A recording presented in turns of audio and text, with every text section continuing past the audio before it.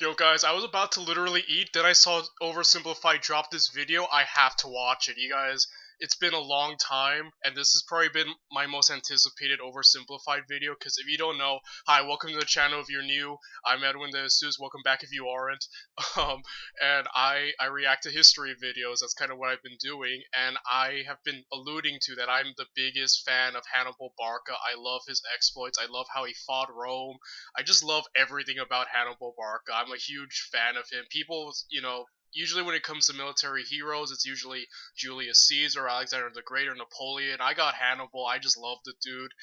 Oversimplified dropped this. I'm just gonna watch it. I'll give my thoughts at the end of part 2 if he releases it today. But yeah, I just need to watch this. I've been waiting too long, guys. The link will be in the description down below. This video was made possible by NordVPN. Click the link below and get an exclusive deal with 4 extra months. Also, check out the merch store for some new character pins, the last remaining bucket plushies, and even a calendar. And I'm not done yet.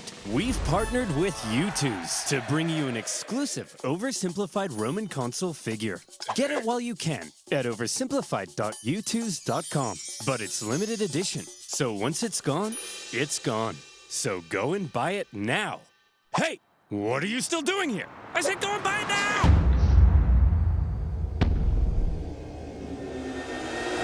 All right, our beloved mercenaries. Let's hear it. Okay, thank you one and all for your hard work fighting in the First Punic War. Would have been nice if you'd won, maybe tried a little harder, but this isn't the finger-pointing convention. I know you all have one thing on your minds. Hey, when are we all getting paid? Simmer down. Remember you lost your... Okay. Jim, why don't you tell them? I'm not telling them, you tell them. Ugh. Look, you're not getting paid. What? We lost the First Punic War and owe the Romans a ton of reparations. Of course we can't pay you in full. Let's burn this place to the ground! Hey, hey! Don't burn this place to the ground. Come on, fellas. Will killing us really make you feel better about your money? Yes. Way to go, sir. Shut up, Jim. You're fired. I guess that makes 2 of us. Huh? My gosh. In the aftermath of the First Punic War, Carthage's disgruntled mercenaries, left unpaid for all their hard work, revolted, and Carthage found itself caught up in an extremely destructive mercenary war. Dang. The panicked Carthaginians hired more mercenaries to fight the mercenaries they couldn't afford to pay, and Carthage came dangerously close to collapse. All the while, across the water, there was Rome. Ha! Look at those morons. We just kicked their ass in the First Punic War, and now their own mercenaries are revolting. Haha. Yeah. Wait, First Punic War? You mean there's gonna be a second one? Well, we're definitely taking advantage of this situation. So almost certainly, yes. The Romans did, in fact, take advantage of the situation. Amongst the chaos, rebels on the Carthaginian island of Sardinia sent out a cry for help to Rome. Hot diggity dog, said the Romans. That's free real estate. And so in they went. Whoa, whoa, whoa. That's our island. Get the hell off. Hey, they requested our help. We're simply helping. Oh, no, you don't. Look, we're sending our own army to deal with the rebels, okay?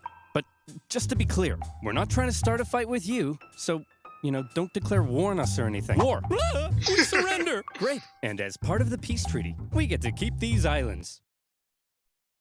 No! The Carthaginians were hopping mad.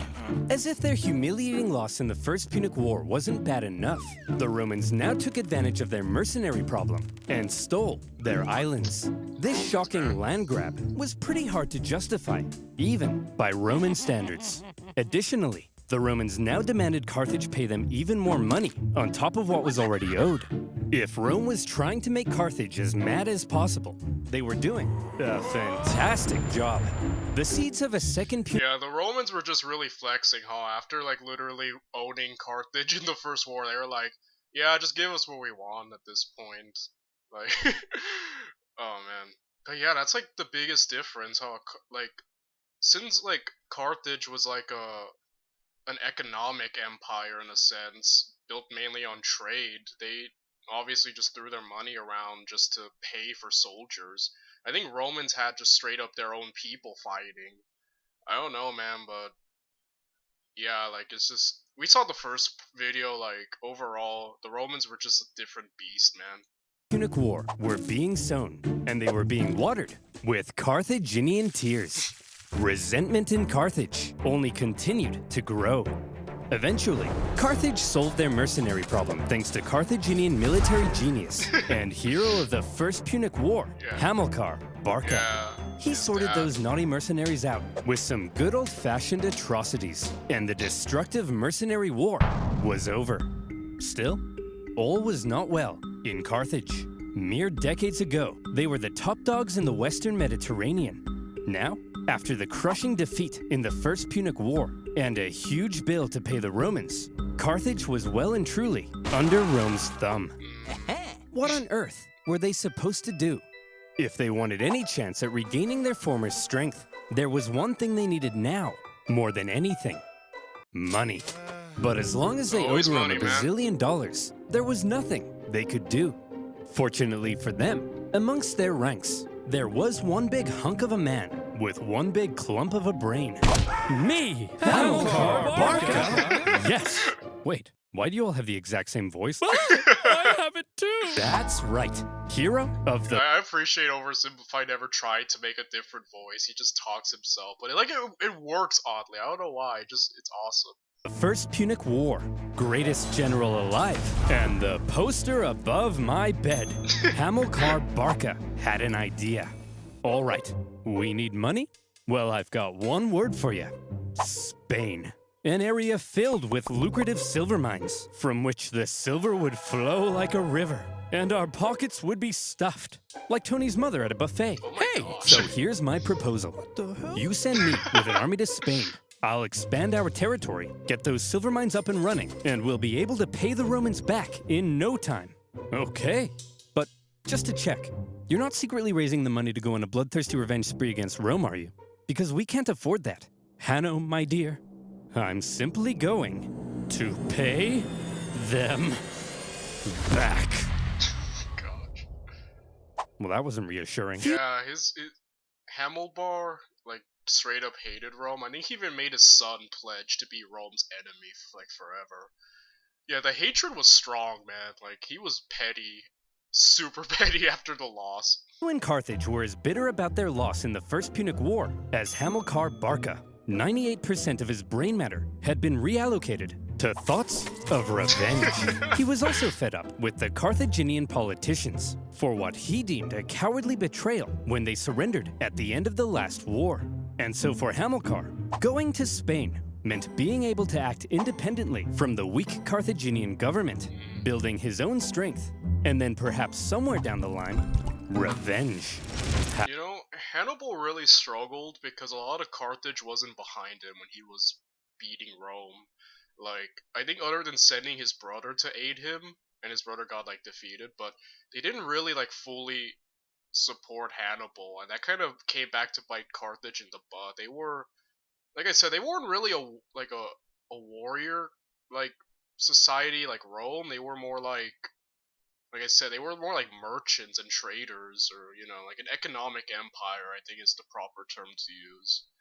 And they just, you know, it came back to bite them, man. I think they cared more about money than they did about winning the wars, you know? Yeah. However, he wasn't going to Spain by himself. Hannibal? Yes, father? Would you like to come with me to build an empire in Spain? Oh boy, would I! Barbara, mind if I take our 9-year-old son with me? I want to implant an intense hatred of Rome in him and prepare him for a glorious campaign of vengeance. Just try not to traumatize him, dear. No promises. The young boy Hannibal would accompany his father, watching, learning. Boy, you see that city over there? Yes, father? That is Rome. Do you know what we do to Romans? We butcher them! We hate them, Hannibal. We hate them with every fiber of our being. But why, father? Can't I just play with my Digimon? No, son! They took everything from us. Our land, our wealth, our pride. I was always a Digimon guy. I never played Pokemon. I prefer Digimon. I don't know, that hit me deeply. Those animals.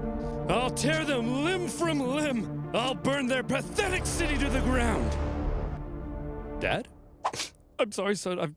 I've just never been so proud. Keep going. I'll slaughter their people. I'll cut off their faces and wear them as masks. God. After taking Hannibal to the Temple of Baal and having him swear an oath never to be a friend of Rome, Yeah, there it off is. Dad and son went for their lovely beach holiday in Spain. But Spain was already inhabited by many tribespeople, and when Hamilcar suddenly showed up in their territory, they were like, "Hey, who the hell are you? What are you doing here? I'm teaching my son how to become a warrior like me." Aw, well that's sweet.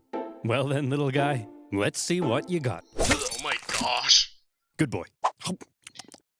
This is it. Oversimplified's animation is much better. It's also more violent than usual. Like, I'm not used to Oversimplified being this violent, but it like rocks. It's just the next evolution, you know? Hamilcar got to work fighting the tribes of Iberia and expanding Carthaginian influence. Hannibal became a child of war, even earning battle scars from a young age. And he grew to become a great military leader himself, making Look at his that father chat. very proud. I love you so much, son. Dad, not in front of the enemy. You killed that guy so well, son. The Barcas successfully consolidated Carthaginian power, got those silver mines up and running, and were sending buckets of cash back to a money-starved Carthage. And symbolizing Carthage's regrowing strength, a beautiful new city would eventually be founded in Spain. New Carthage, with a magnificent palace at its center. Carthage is back, baby! What in the name of Apollo is going on here? Ah, Romans! Flowing silver mines? Dancing elephants? What are you up to, Hamilcar? I'm simply gathering the money to pay you back. Oh, okay then. Or are you rebuilding strength to go on a bloodthirsty revenge spree? Like I said, Claudius, I'm simply trying to pay you back. Aw, you guys are hugging. No, we're not. I was. Oh my gosh. I was hugging. Hamilcar had practically carved out a kingdom for himself in Spain, free from the meddling Carthaginian politicians. His power was becoming immense. But Dad, yes, my son? I'm confused. Are we really simply paying the Romans back? We're not gonna go on a bloodthirsty revenge spree? Of course we are. I'm just saying that to get the Romans off our backs. Listen, here's the most important life lesson I have for you. Vengeance is everything. An all-encompassing thirst for vengeance is great for your mental health. No, Are it's you not. still confused? No, I get it now. But what if the Romans find out what we're up to? They won't find out. Why? Well, Hannibal, because I use NordVPN. The Carthaginian recovery had been staggeringly quick, and Rome was seriously alarmed. But they were also preoccupied with ongoing wars elsewhere, including an expansionist war to the north, where they were enslaving thousands of northern Celts. So for now, to keep Carthage in check, the Romans insisted on a new treaty. See this river? The two sides agreed that everything above it was in Rome's sphere of influence, while beneath it was Carthage. Under no circumstances were the Carthaginians to expand north of that river. But for now, Hamilcar and son were living it up. Well, son, here's to many more years of successful campaigning in Spain. Now, if you'll excuse me, I just have to go fight those guys. See you later, son. I love you. What the? Oh, crap. I drowned? Oh, well. Always remember, son. You are vengeance. My vengeance. Also, delete my browsing history. Hamilcar Barca was tragically ambushed at a river and drowned. His son-in-law, and possibly also his lover, no further questions, took charge for a while. But he too was later assassinated, leaving finally a 26-year-old Hannibal in charge of the Carthaginian armies in Spain. Sources say the men readily accepted him as their leader. He chose to suffer the same hardships as his men. He lived in the same conditions, was often the first into battle and the last one out. And it also helped that he looked a lot like his dad. What a great leader. Love Hannibal. We stand Hannibal in this channel. You don't like him, get out. He had the total respect of his men. If he said jump, they said how high. If he said tuck me in, they said how tight. If he said talk to a girl without peeing your pants, they said that's impossible. Nobody can do that. An army that would follow him anywhere would be crucial for exacting his vengeance against Rome. Hannibal's army had become a strong and loyal fighting force, and that was making a certain nation very uncomfortable. Seeing Carthage re-strengthen so quickly was not something Rome had expected, yet here they were, paying off their debts and expanding their territory. It didn't feel very much like Carthage was under Rome's thumb at all, and Rome wanted to put an end to it. Tensions were strung tighter than your liar's G-string, and all it would take was one incident to trigger all-out war. And in 219 BC, a city in Spain would find itself at the very center of that fateful incident, Saguntum. Remember that treaty declaring everything south of this river to be Carthage's sphere of influence? Well, Saguntum should therefore obviously be Carthaginian, right? Wrong! Saguntum had actually scored itself an informal alliance with Rome after Rome had helped it with an internal dispute. With Carthaginian encroachment, Saguntum began to fear for its independence, and Rome declared itself Saguntum's protector. But this clearly went against the Ebro River Treaty. So what on earth was Rome doing? Were the Saguntines and the Romans truly just BFFs? Oh my gosh. It's possible. Or was Rome deliberately trying to interfere with Hannibal's Spanish expansion and maintain a staging post for a future war with Carthage? More likely. And Hannibal certainly viewed this Rome-Saguntum alliance as an outrage. Yet another example of Roman arrogance. At first, he left Saguntum alone. But having learnt from his father to hate all things Roman, and having inherited his father's dream of bringing Rome to its knees more and more, Hannibal may have begun to see Saguntum as an opportunity. Could this controversial alliance be just what devilish little Hannibal needed to kickstart a second war with Rome and restore Carthaginian dominance? It's even possible that Rome were also using Saguntum to goad Hannibal into a fight, so they could go and kick him out of Spain. Yeah, everyone just wants to fight. I think that's what we take from this. And as the two giants began gearing up for round two, the poor people of Saguntum had no idea that they were about to be crushed in the collision. Hey! Your alliance with Saguntum is an insult, and we won't stand for it. They're our friends, Hannibal, and if you lay a finger on them, it'll be an act of war. Yeah, Hannibal, back the hell off. War, eh? I was thinking I might just besiege their city and massacre their people. I hope you do, Hannibal. Find out what happens. Yeah, we hope you do, Hannibal. Wait, what? Maybe I will. Go ahead. Kill them all. Okay then. Fine. Okay, guess I'll do just that. Consul, we look forward to it. Consul, you're gonna protect us though, right, Consul? I'm guessing Consul. no. Oh no! To top it all off, when the Saguntine people made the genius decision of raiding into Carthaginian territory, enough was enough. In an action that was guaranteed to provoke the Romans into war, Hannibal besieged the city. The Siege of Saguntum lasted 8 cruel months before Hannibal broke through the city defenses and turned Saguntum into a killing field. It was a massacre. What the hell? Tell me I didn't just catch you massacring our friends, the Saguntines. Well, Consul, if you like the Saguntines so much, perhaps you should sug on these nuts. Oh my gosh.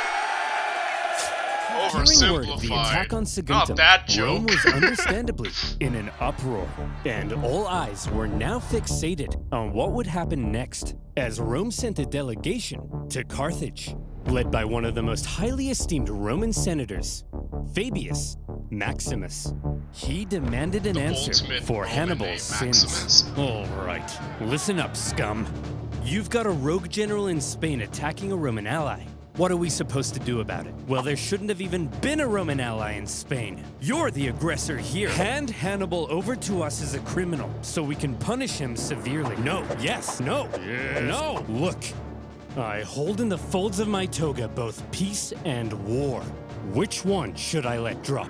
Dang. Whichever one you want. Then I choose.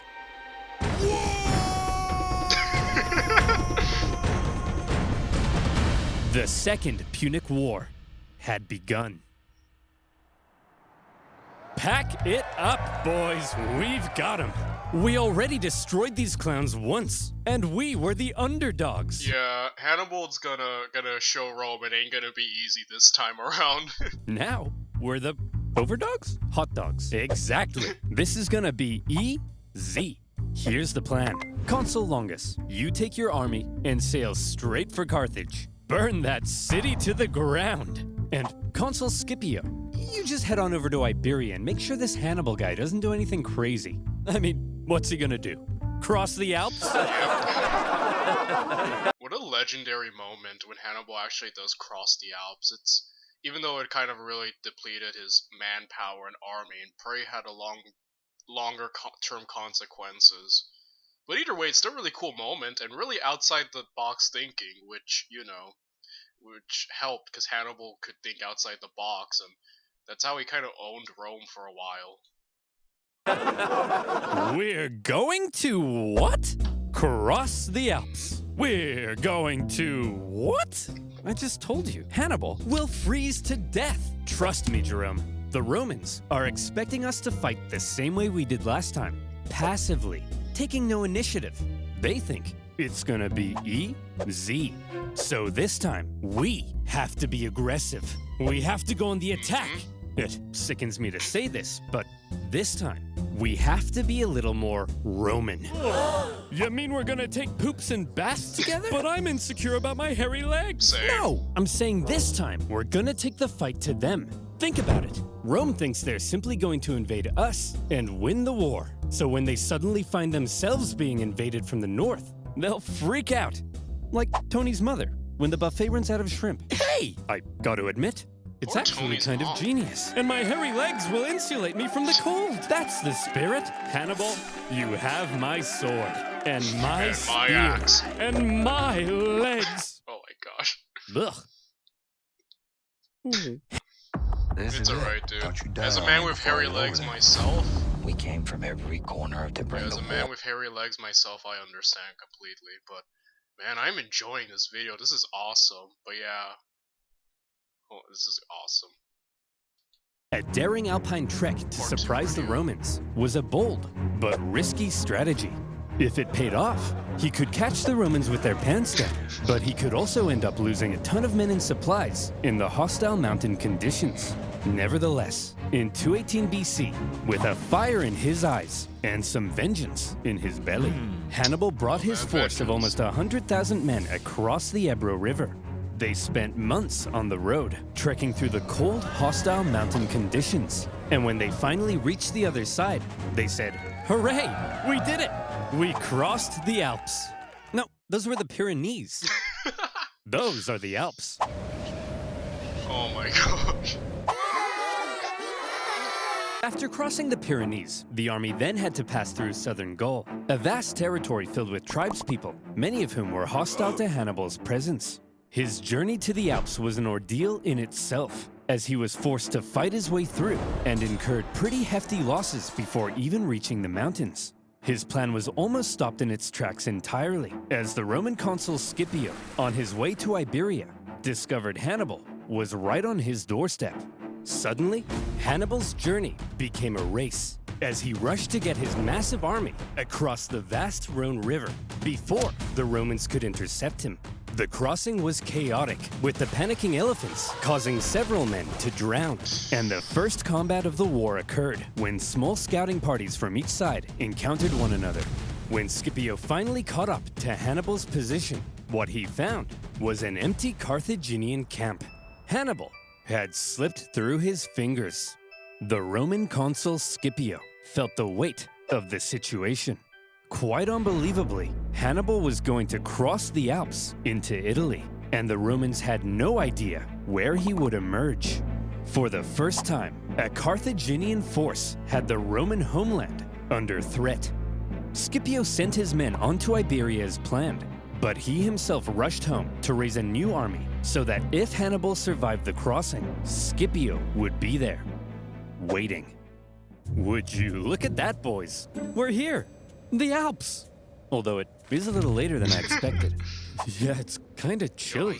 We'll set up camp here and wait for spring, right? It's way too cold, right? No, we're going. Hannibal? Hannibal's famous crossing of the Alps was brutal. It was already autumn, and the men suffered terribly. It was cold. Men would fall off the sides of icy cliffs. They starved. They fell off the sides of icy cliffs. Some sources say they had to eat their pack animals and would finish off dying comrades in order to take their clothes for extra warmth. And then they would fall off the sides of icy cliffs. Imagine an army of 50,000 men with all of their horses, supplies, and 37 elephants trying to navigate the most hostile mountain range in Europe. And it wasn't just nature that they were up against. Tribespeople lived in the mountains, and they couldn't believe what they were seeing. A tribe approached Hannibal and said, "Hey man, geez, that's some nice armor. What is that, gold? Man, I'd really like that armor. Hey boss, they've got food as well. Shut up, be cool. Hey, why don't you let us guide you through this narrow gorge? We're not gonna kill you or nothing. Just walk right on through there. We're not gonna kill you. It's just right this way." We're not gonna kill you. Hannibal's army were forced to fight their way through the gorge as massive boulders rained down on them from above. Some clever reorganization of his line helped them survive, and they were able to fend off the opportunistic tribes. But losses from the constant attacks were heavy. As the journey continued, men who went over the sides would get stuck on the ice sheets below and had to make a grisly choice between starving to death or just getting it over with. When the deeply demoralized army reached the summit and rested for a couple days, Hannibal tried to lift their spirits with a rousing speech. "Look, men, down there, it's Rome. These plains stretching out in front of you are bountiful with food to eat and Romans to kill. Move, Bessie! Look, you have just climbed the walls of Rome. The hard part is over. From here on out, it's all downhill, and nobody else will die. Except for them. The rest of us here, no one dies. Starting now."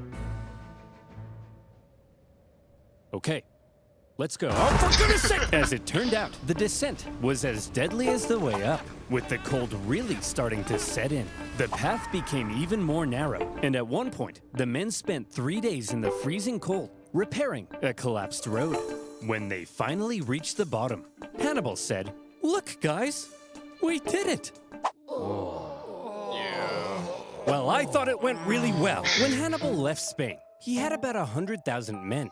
By the time he reached the Italian plains, his numbers had dwindled to about 26,000. Yeah, that's a lot. He was now caught in enemy territory. Yeah, some people have said that like it probably wasn't the like.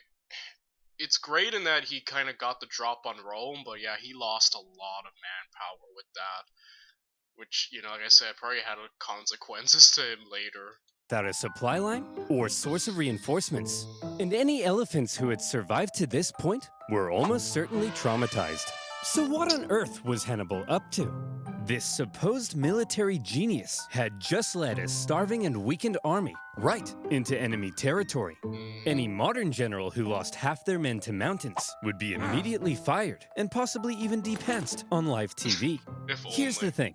While Hannibal may not have planned on losing quite so many men, he had almost certainly expected considerable losses, and he always had a plan for how to replace them. Need men? Northern Italy was full of men. Big, burly Celtic men. All the men Hannibal would ever need to beat off Rome.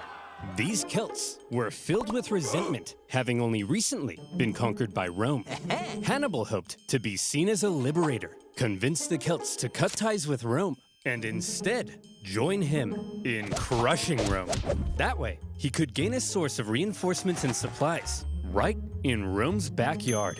But sir, in order to win the loyalty of the Celts, we would need to make a seriously favorable impression on them.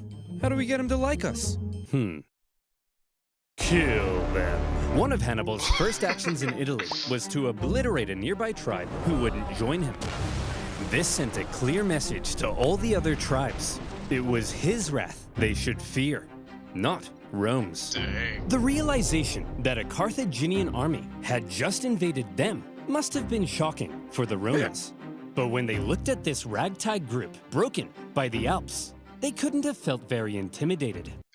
I think one of the greatest things about Hannibal is that he led like he said, a ragtag group, a lot of mercenaries, a lot of people who could easily turn on him, and he kept his army together, fighting against the odds. You know, they were the underdogs in all respect, and just his ability to keep his army together, you know, is just one of the things that I greatly admire about him. It's just an awesome, like, accomplishment on its own that he kept his army from just straight up turning on him after when However, he put them through. Hannibal was now in Italy, and he was about to embark on one of the most astonishing military campaigns in all of human history.